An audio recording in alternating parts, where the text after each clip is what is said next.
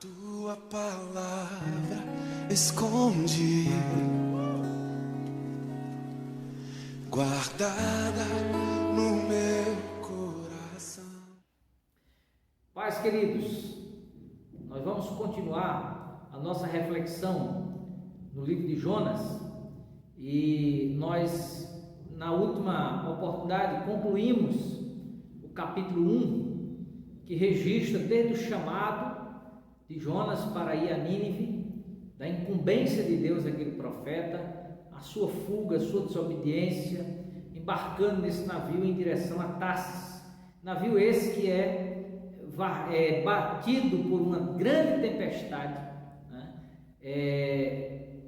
produzida por Deus para interromper a fuga do profeta.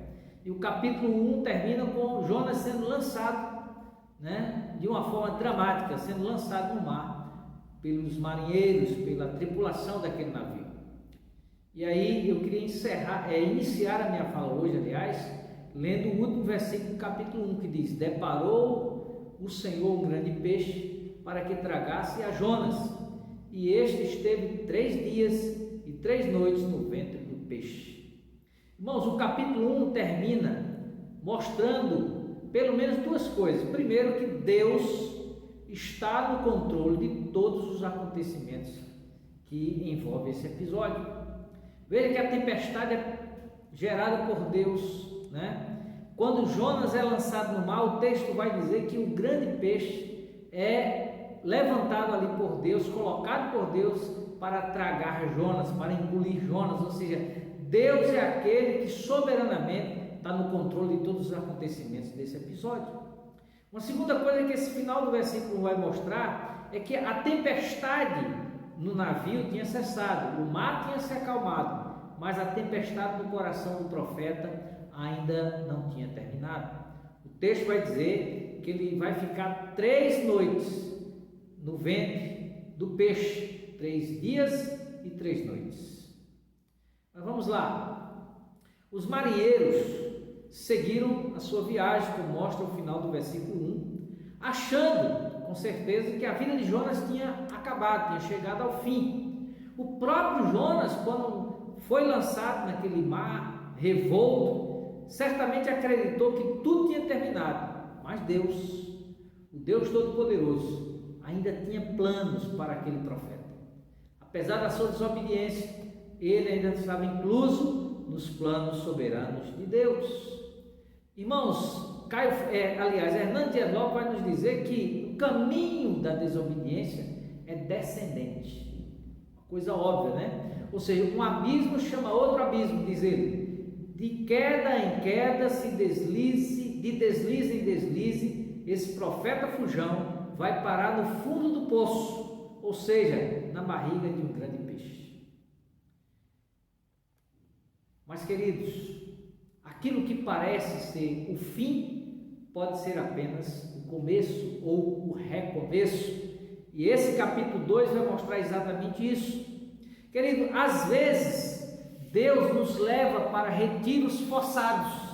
Já pensou nisso?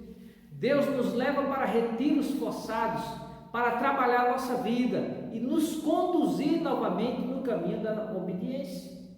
O verso 17 do verso 1 vai dizer que Deus deparou um grande peixe para que tragasse Jonas, e ele esteve ali 3 dias e 3 noites no ventre daquele peixe. Ou seja, Jonas foi passar um retiro de 3 dias ali, forçado por Deus, para repensar sua vida, refletir sobre sua vida, reconsiderar uma série de coisas ali, no silêncio daquele lugar, na solidão daquele lugar. É ali que Deus vai trabalhar Jonas. Deus sempre faz isso, Por exemplo, Moisés teve um retiro de 40 anos para repensar sua vida, estar então a partir dali pronto para a obra que Deus tinha reservado para ele. E muitos de nós às vezes somos forçados por Deus a passarmos momentos de reflexão, onde Deus nos leva a repensar a nossa vida, Deus nos leva a reconsiderar o nosso caminhar. Finalmente, quando a gente ingressa no capítulo 2, nós vamos ver o profeta orando, diz ali que Jonas, agora, depois de todos os episódios do capítulo 1, toda a dramaticidade do capítulo 1, nós não o vemos em momento algum orando, mas o capítulo 2 vai nos colocar de frente com o profeta agora em oração. E Dionísio Pego vai dizer o seguinte: a desobediência sempre enfraquece a vida de oração. Então Jonas estava na desobediência, não estava interessado em orar, em buscar a Deus, simplesmente seguir o seu rumo. Mas agora, impedido por Deus de seguir adiante, colocado naquele lugar para refletir e repensar a sua vida, o texto diz no capítulo 2 que Jonas então volta-se para Deus em oração.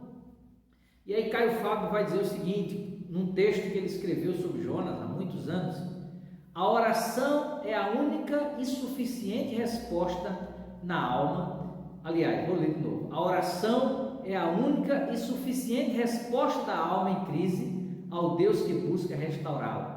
Oração é o sinal por excelência de que a alma ainda está viva.